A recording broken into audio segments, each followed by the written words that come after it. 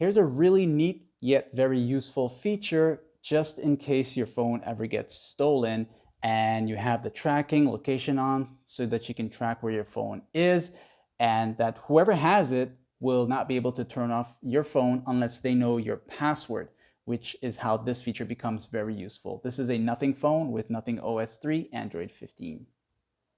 To find this feature and see if you can enable it, go ahead into the quick access like this here and tap on the settings toggle right here one time.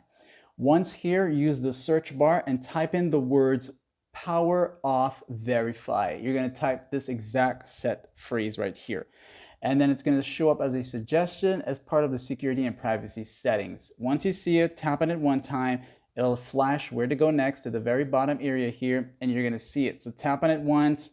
And this here, my friends, is what you are going to turn on. Now for me, because I haven't set the password or a lock screen security setup yet, you will be prompted to do it if you haven't done so yet. So you'll have to choose a lock screen and then set up your lock screen. And that's the only way this is actually going to work.